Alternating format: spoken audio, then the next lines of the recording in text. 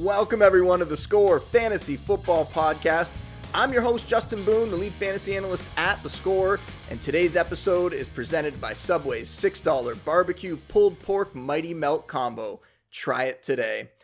On today's show, we're wrapping up our season preview series. We've already gone over quarterbacks with Jason Moore, running backs with Mike Tagliere, and wide receivers with Jake Seal. You can go back and listen to all those episodes. We have another great guest today to go over tight ends with us. We're going to talk about breakouts and busts and sleepers, and we're even going to give you the tight ends who are going to lead your fantasy team to a title this season. You got to listen to that. Before we get to that stuff, though, we're going to go over just a couple news and notes from around the fantasy community, some interesting things that we want to touch on. So let's bring our guest in. We can get right to it here. It's Pat Daugherty of Roto World. You can find him on Twitter at RotoPat. Pat, thanks for coming back. Always my pleasure. And, I've got 32 drafts down, only 48 more to go. So I'm really in the home stretch here of drafting season. And what really starts this weekend, right? This weekend I have so many starting. It's going to be interesting. Yeah, I have my wife and 2 young children.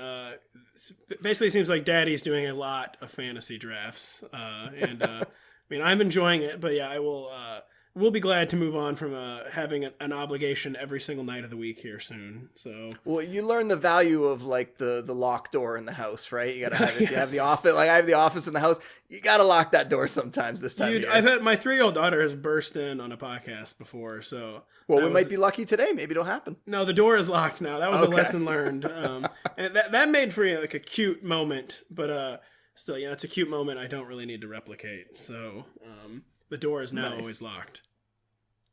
All right, well, let's jump into the news and notes here. We've seen all the rookie running backs have their preseason debuts by now. Josh Jacobs, David Montgomery, Miles Sanders, even some of the guys who weren't getting as much hype maybe. I had a couple higher in my rankings ever since they got drafted just based on their opportunities, but guys like Justice Hill, Devin Singletary, or even Darwin Thompson with the Chiefs. So, Pat, I'm going to put it like this to you. Which of the rookie backs are you most hoping to come away with in fantasy drafts this season? Well, it really depends on like what day of the week it is. I feel like there's an abnormal amount of trendy rookie running backs this year. There's always 2 or 3. This year it feels like it's like 6 or 7. Amongst that top tier, I love Miles Sanders in Dynasty so much. He was like my number 1 target in Dynasty leagues this offseason. Still going to be very redraft valuable this year, but I think for redraft, I have to go David Montgomery. Even though his ADP now, he's like now kind of officially in RB2 land. Like you're not going to really get any discount on him anymore. But basically his Bears career began with Matt Nagy comparing him to Kareem Hunt.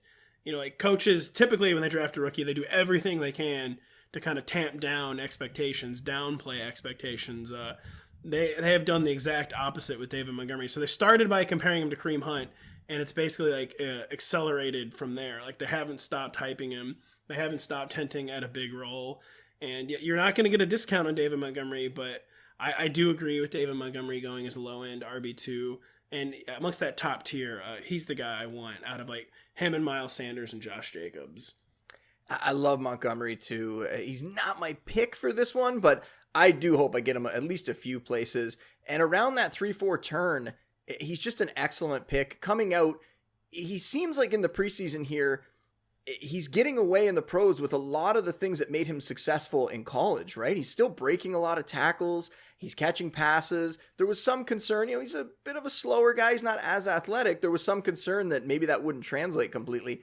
So far, it seems like it is. And I like Montgomery a lot. And maybe I should be picking one of the top running backs for this question because we know they're going to get the opportunity. But when I'm picking in that range, there are other running backs that I'm still interested in. Mark Ingram, Chris Carson. I would take both those guys over Josh Jacobs, over David Montgomery. Just a quick aside, I am obsessed with Mark Ingram this summer. Okay, good. So, yeah. Finally, I don't feel like enough people are talking about him. To me, I feel like we're all kind of sleeping on someone who could be leading the most run-heavy offense since the 70s. It's kind of my short takeaway on Mark Ingram.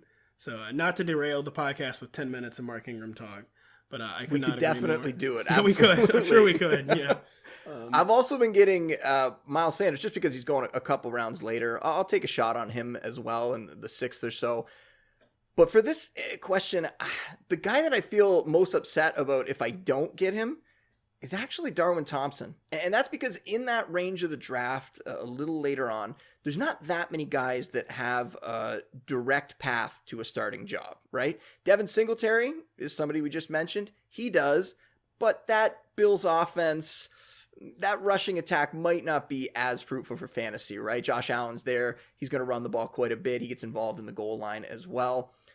For Darwin Thompson, though, I still think Damien Williams is going to be the starter. I think he's going to be the lead back at the beginning of the year. I think Thompson's shown enough that he's going to have a role in that offense. And Damien Williams isn't a household name, right? Damien Williams isn't like an Alvin Kamara or something where we're sure that he is going to have that job all throughout the season. There is a chance that Darwin Thompson could usurp him at some point in the year. Thompson's shown everything you want to see from him so far, catching passes, playing with power, inviting that contact from defenders.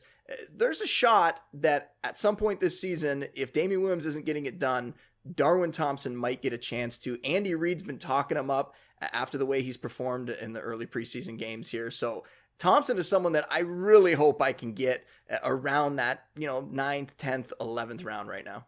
Yeah, I love Thompson too. He entered the league with some intrigue, and it's basically, like you put very eloquently, it's kind of like immediately shown why he was kind of a hyped player.